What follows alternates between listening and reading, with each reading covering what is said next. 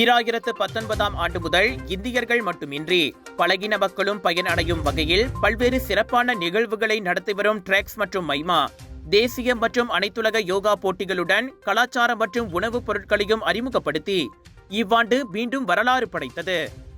April 4ஆம் தேதி முதல் ஏப்ரல் 6ஆம் தேதி வரை சைபர் ஜயாவில் உள்ள லிம் கோக் விங் பல்கலைக்கழகத்தில் தேசிய அளவிலான மைமாவின் யோகா மற்றும் ட்ரெக்ஸின் Trex arts carnival blooms brushes to beats எனும் கருப்பொருளுடன் கலை கலாச்சாரம் கைவினை நிகழ்வுகளுடன் அரங்கேற்றம் கண்டது. இம்முறை 3 நாட்களுக்கு ட்ரெக்ஸ் ஆர்ட்ஸ் கர்னிவல் நிகழ்வில் பலதரப்பட்ட அங்காடி கடைகள் இடம்பெற்றிருந்ததோடு ஆடைகள், ஆபரணங்கள், மருதாணி, உள்ளூர் மற்றும் வெளியூர் உணவு அங்காடிகள் மட்டுமின்றி மறுசுழற்சி பொருட்களை கொண்டு கைவினை பொருட்களை உருவாக்கும் பயிற்சி பட்டறைகளும் ஓவியம் மற்றும் இசை சார்ந்த பயிற்சி பட்டறைகளும் அந்தந்த துறைகள் சார்ந்த வல்லுநர்களால் நடத்தப்பட்டன.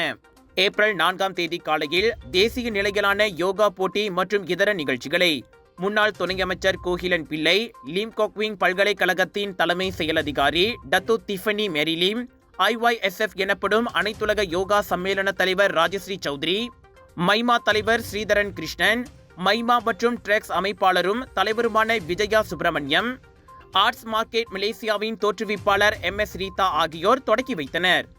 அன்றைய தினம் மாலை 6 மணி அளவில் அனைத்துலக யோகா போட்டியின் தொடக்க விழாவில் இதர பிரமுகர்களுடன் மலேசியாவுக்கான நேபாள தூதர் நேத்ரா பிரசாட்டும் கலந்து கொண்டு அப்போட்டியை தொடக்கி வைத்தார்.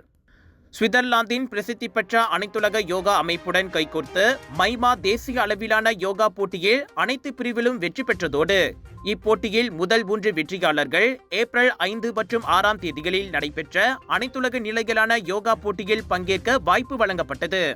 அப்போட்டியில் 23க்கும் மேற்பட்ட நாடுகளில் இருந்து 150க்கும் மேலான போட்டியாளர்கள் பங்கேற்றனர் என்பது இங்கு குறிப்பிடத்தக்கது.